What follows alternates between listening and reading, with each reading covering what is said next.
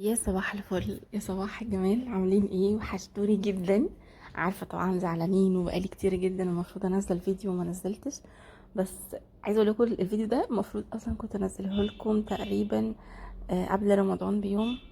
بس حقيقي بجد ما عرفتش خالص. اتشغلت بكذا حاجه، وطبعا اللي متابعني على الانستجرام هيكون شاف التجديدات والحاجات اللي انا عملتها اول باول. بس انا قلت بصراحة لازم انزل لكم، عشان في ناس كتير متابعيني على اليوتيوب ما عندناش اصلا انستجرام. فقلت لا، مش هزعلهم بصراحة، و هنزل لكم بقى التجديدات اللي انا عملتها في البيت.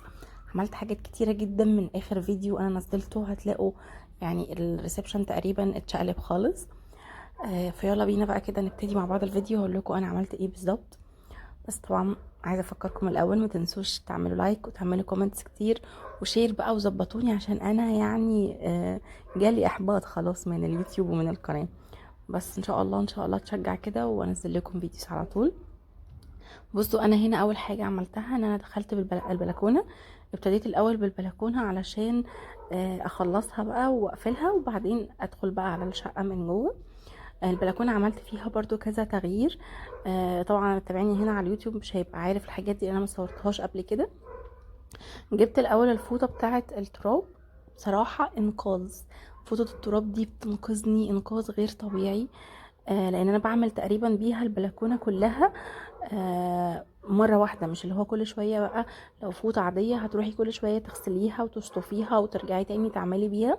لا، فوطه التراب بصراحه منجزه جدا، لان انا بكمل بيها كله مره واحده، وبتنضف التراب بطريقه يعني رهيبه. كمان الناس اللي عندهم حساسيه بس شايفين التراب، لا هي بقى بتمتص التراب في النسيج بتاعها، فبصراحة ما بتخليش اي تراب يجي عليا خالص. خدت كده الاحواض بتاعه الزرع، وكانت محتاجة بصراحة تنظيفة كده تمام. نضفتها كده من التراب، وبعد كده سقيت الزرع نفسه.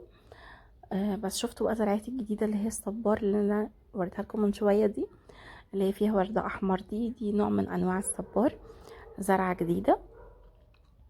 بس كنت بكلمكم عن البلكونة، غيرت فيها شوية حاجات. عملت فيها غيرت النجيلة اول حاجة، لان النجيلة بصراحة الاولانية ما كانتش عجباني خالص. كانت الشعراية بتاعتها كده قصيرة، وكان لونها بصراحة مش تحسوه فيك قوي. جبت النجيلة دي، هي مش باينة قوي هنا في التصوير بس هي عالية. النجيلة نفسها عالية، تقريبا بتكون 10 ملي. اللي كنت جايباها قبل كده تقريبا 5 ملي حاجة كده يعني. جبتها من العتبة، وجبت معاها كمان اللي هي البرجولة اللي انا حطاها على السور. وجبت الكراسي دي كمان، لان انا شلت الكراسي اللي هي الانتريه اللي انا كنت حطاها في الاول. وجبت الكراسي دي مريحة قوي بصراحة، وجميلة في التنظيف. يعني وقت ما بعوز ان انا انضفها اخدها كده في البانيو، واديها كده شاور كده معتبر وخلاص وخلصنا. فجبت كرسيين. والترابيزه دي كده كده اوريدي كانت عندي، انا كنت حطاها في الريسبشن لو تفتكروا. بقى هنا البلكونه عشان هوريكم انا حطيت ايه بره. بس بصوا هنا عملت الفانوس بتاعي ده انا حطيته هنا. وكمان النجمه حطيتها على الارض. حطيت كمان الكوشنز دي كانت عندي من الاول. عملت تنسيق كده بسيط بالترابيزه بتاعت ايكيا. الكوستر ده هكلمكم عنه دلوقتي. انا جايبه كوسترات اللي عندي للسفره حلوه قوي. هحاول اسيب لكم الاكونت اللي انا جبت منه الكوسترات دي. حطيت كمان الفانوس ده كان عندي برضو من السنه اللي فاتت. الفاز كانت عندي بصراحه. انا حاولت على قد ما اقدر ما اجيبش حاجات كتير السنه دي للديكور بتاع رمضان. شغلت لكم كده بقى الشمعة وهاخدكم كده في الاجواء. ما عملتش حاجات كتير في البلكونه انوار يعني او حاجه. اكتفيت بس بالليد اللي انا عاملاه عند البرجوله بتاعه الزرع اللي هو ده، والفانوس الكبير، وكمان النجمه اللي انا حطاها على الارض. ما حبيتش احط بصراحه اي اضاءات تانية. انا كنت في نيتي ان انا هعمل ستارة نور، بس قلت لا. جيت بقى هنا جوه، كنت خلاص بقى خلصت الفوطه. دخلت نضفتها باللي هي الصابونه بتاعت جرين واي. وجبتها بقى عشان انضف بقى كل الاتربه والحاجات اللي موجوده في الريسبشن. بدات الاول بالترابيزه بتاعه التلفزيون. برضو نضفت كده بالفوطه بتاعه التراب. بصراحه منجزه جدا.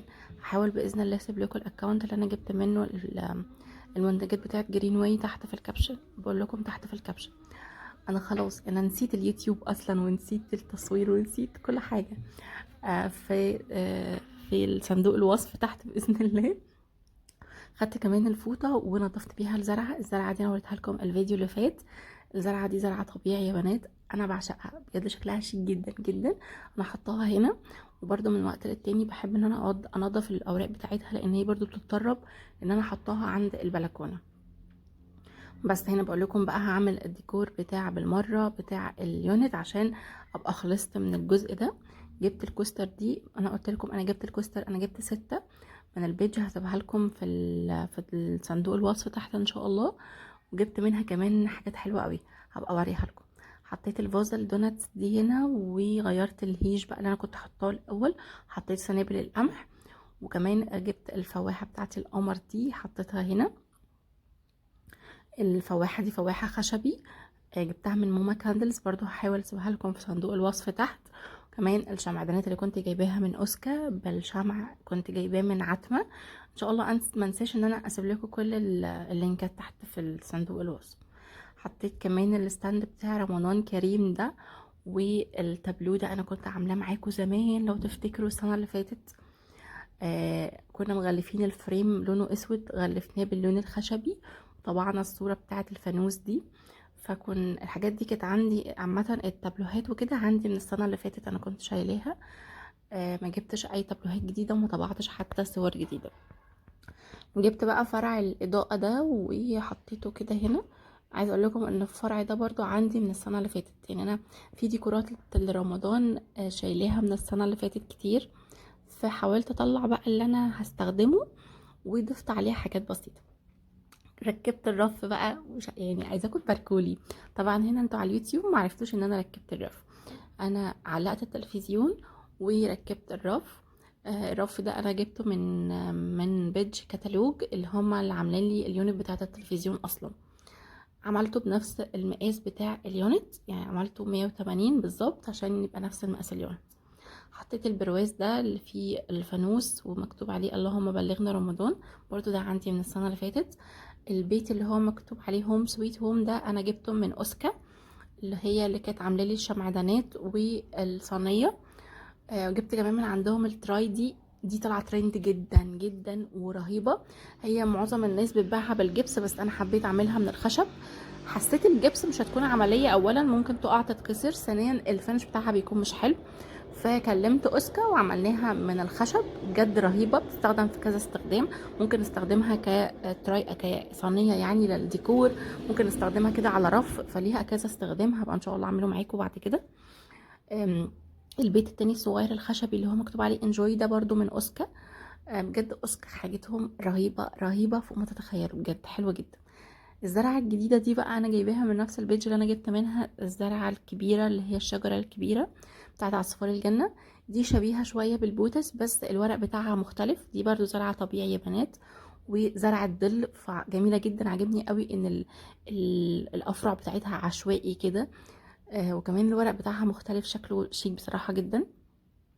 بس ده كده التنسيق الديكور بتاع اليونت بتاع التلفزيون بالرف، بالجزء بتاع التلفزيون نفسه. حسيت ان هو كده بصراحة عجبني اكتر. موضوع الرف، انا يعني ارتحت لما ركبت الرف بصراحة. ان شاء الله اسيب لكم برضو اللينك كتالوج في الديسكريبشن تحت، ما انساش باذن الله، عشان في كذا حد سالني على اليونت بتاعه التلفزيون. هما كمان انا كنت جايبه من عندهم الكوفي كورنر، والرف بتاع الكوفي كورنر. جبت بقى كده الموب علشان ألمع الأرضيات. أنا كده كده اوريدي كنت أصلا منضفاها وكده السيراميك، بس تلميعة كده في السريع قبل ما أفرش السجادة. ايه رأيكم بقى في المفاجأة؟ هي دي المفاجأة اللي انا كنت قايله لكم عليها. انا جبت السفرة اخيرا اخيرا. الجزء ده كان فيه صالون لو تفتكروا، شلت الصالون بقى، استغنيت عنه خالص، وعملت السفرة دي بنفس الوان اليونت بتاعة التلفزيون، بنفس الوان الكوفي كورنر. بصوا يعني عشان كل الجزء ده عندي يكون كله نفس الستايل ونفس الالوان. عملت السفرة دي عمولة، ما اشتريتهاش، انا كنت ناوية اشتريها بصراحة، بس ما لقيتش خالص الستايل اللي انا عايزاه ده خالص بالالوان بتاعتها. فقررت ان انا هعملها عموله، ونزلت عملتها عموله، وجبت القماش وبصوا طلعت زي ما انا عايزاها بالظبط بالظبط التيبيكال. بصراحة اللي عمل لي السفرة ربنا يبارك له بجد، عنده ضمير جدا جدا. الخشب حلو جدا، خشب زين احمر. اللوح اللي فوق اللوح الاكريليك ده رهيب بالظبط، جه نفس اللون بتاع اليونت بتاع التلفزيون. انا بحب قوي شكل الخشب الطبيعي او ثمرة الخشب الطبيعي، بيكون شكلها شيك جدا وسيمبل جدا. لو حابين بقى تعرفوا انا عملتها فين قولوا لي في الكومنت وانا اقول لكم. الديكور اللي عاملاه فوق الحيطه ده رهيب رهيب. عاملاه عند بنوته اسمها ايه مرتضى، اللي عندي على الانستجرام هيكون عارفها.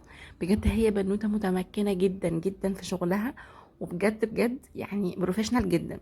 هسيبها لكم برضو تحت في الديسكريبشن ان شاء الله. ايه بجد متميزه قوي في شغل الكوسترات اللي هو البوهيمي والحاجات دي جدا. هعمل بقى معاكم تنسيق بسيط كده للسفرة. بصوا انا غيرت تنسيق السفرة تقريبا من اول رمضان 3 4 مرات، بس ده اللي انا حاليا مستقر عليه. يعني انا كنت حاطه اصلا، ما كنتش معتمده اللون الاسود خالص في السفرة، انا كنت معتمده اللون الابيض. حتى الفاز الفانوس الشمعدانات كله كنت عاملاه ابيض، بس زهقت منه بصراحه فقلت هعمل اللون الاسود ده. هحاول ابقى احط لكم صوره دلوقتي الديكور اللي انا كنت عاملاه في الاول.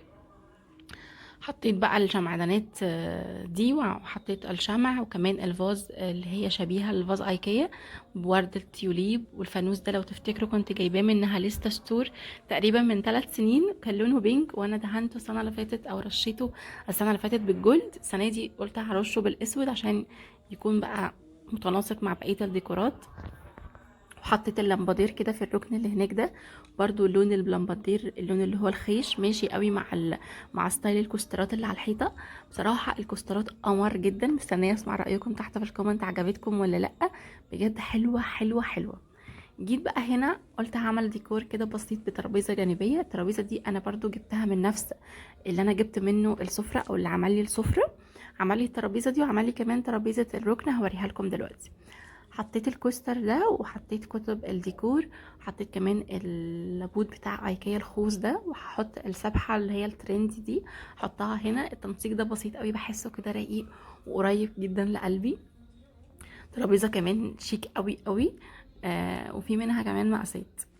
دي الترابيزه التالتة اللي انا عملتها عند اللي عمل لي السفره. كل ده عموله على فكره، يعني الترابيزه دي انا كنت جايبه الديزاين بتاعها عندي شبيه شويه بديزاين ايكيا، وخليته يعملها لي، بس عملها لي بنفس الخشب بتاع السفره. خشبها تقيل جدا جدا، عايزه اقول لكم تقيله، ما بقدرش اشيلها لوحدي. شكلها سيمبل من نفس الالوان برضو بتاعت اليونت التلفزيون ونفس الوان السفره، فكله كده ماشي مع بعضه. حطيت كمان الرانر ده قلبته على ظهره كده عشان كنت عايزه حاجه ساده بصراحه، تكون سيمبل شويه عشان ما احسش بدوشه. وحطيت الصينيه بتاعت اوسكا، ودي الفاز اللي انا قلت لكم كنت حطاها على السفره في الاول. الفاز دي كوبي ايكيا على فكره يا بنات، شيك جدا جدا جدا، قمر جدا. انا جايباها من بيج بتبيع منتجات ايكيا. ان شاء الله اسيبها لكم برضو في الديسكريبشن. والفانوس الابيض، وحطيت كمان الشمع ده. بصوا المكرميه دي انا كنت عاملاها عند البنوته اللي كانت عامله لي المكرميه، هوريها لكم. عملت لي كذا حاجه اللي هو الفانوس وكمان الهلال والنجمه. وبصوا بقى المرجحه اللي نورت الجزء ده. جبت كمان المرجحه دي، حسيتها الوانها ماشيه والستايل بتاعها ماشي مع بقيه الديكور. يعني هي لونها مش جراي، لونها جريش اللي هو ما بين البيج والجراي. بصوا هنا بقى الحركه، بعمل لكم حركه بطفي انا بقى بشغل الشمع كله علشان اهدي كده الاضاءه واوريكم شكل الريسبشن في الهدوء. قولوا لي بقى رايكم، طبعا مستنيه اسمع رايكم جدا في الكومنت، في كل حاجه، في ستايل السفره، في الالوان، في شكل الريسبشن اختلف ولا لا، الرف لما ركبته اختلف ولا لا، كمان المرجيحه، كله والالوان والديكور. مستنيه اسمع رايكم في الكومنت تحت. الستاره دي انا جايباها من بنوته على الانستجرام برضو، هحاول اسيب لكم اللينك في الديسكريبشن بوكس تحت. والكوشنز انا جايبه من عند ايمي. انا دمجه بصراحه بين ستايلين من الكوشنز، جايبه من عند ايمي وجايبه كمان من عند ستاره. برضو هحاول اسيب لكم تحت في الديسكريبشن لينك ايمي ولينك ستاره. بصوا بقى شكل الجو بالليل وانا مشغله الاضاءات كلها بتاعه المرجيحه وبتاعه المكرميه. بجد الهدوء بجد رهيب. انا كمان الالوان عجباني قوي، لان الالوان كلها ماشيه مع بعض، مع الاضاءات، مع الكوفي كورنر، مع كله كده. فبصراحه كله بقى متناسق، وانا كده عاجبني جدا جدا الستايل اللي انا وصلت له في الاخر. لان انا كنت في الاول بقول لكم في حاجه غلط، كنت متضايقه قوي من شكل الصالون، الالوان ما كانتش ماشيه مع بعضها، الستايل ما كانش ماشي مع بعضه. فكده انا بصراحه مبسوطه جدا. دي المكرميه اللي انا بقول لكم البنوته عملت لي المكرميه دي. وكمان المكرميات بتاعه الفانوس والهلال والنجمه. المكرميه دي عاملاها لي بمرايه برف كده، شكله قمر جدا بجد، عجبني قوي قوي قوي شكل المكرميه مع الستايل البوهيمي مع الكوسترات اللي على الحيطه. فبجد انا مبسوطه جدا بالنتيجه اللي انا وصلت لها في الاخر. برضو مستنيه اسمع رايكم، ما حاولتش اطول عليكم الفيديو، يعني حاولت اعمل لكم فيديو قصير كده واوريكم الاجواء بعد ما خلصت بقى، عشان بصراحه يعني انا ببقى متضايقه ان في ناس كتير عندي على اليوتيوب مش عارفه تتابعني على الانستجرام. فحبيت انزل لكم الديكور الرمضاني بتاعي. طبعا هغيره الاسبوع الجاي باذن الله، استنوا الديكور جديد بقى عشان العيد. ومستنيه اسمع رايكم في كل تفصيله في الفيديو بجد. قولوا لي الالوان والشكل والستايل، ايه رايكم فيه؟ في حاجات لسه بصراحه ناويه ان انا اغيرها، بس يعني مبدئيا انا مبسوطه بالنتيجه اللي انا وصلت لها في الاخر. هغير باذن الله السجاد ده خالص، هتتفاجئوا. انا ناويه هروح عند احمد باذن الله وهصور لكم هناك، واقول لكم ايه السجاد اللي انا عايزه اعتمده في الريسبشن. حاسه السجاد الستايل اللي انا عايزه اجيبه هيغير تماما من شكل الريسبشن عندي. إيه وبس كده، انا رغيت كتير وصدعت لكم دماغكم. بس انا كنت عايزه اوريكم بصراحه كل حاجه انا عملتها بالتفصيل. وزي ما قلت لكم مستنيه اسمع رايكم. بس هسيبكم بقى كده يعني شويه الدقيقتين اللي فاضلين دول في هدوء من غير رغي، واشوفكم على خير ان شاء الله في الفيديو الجاي. يلا باي باي.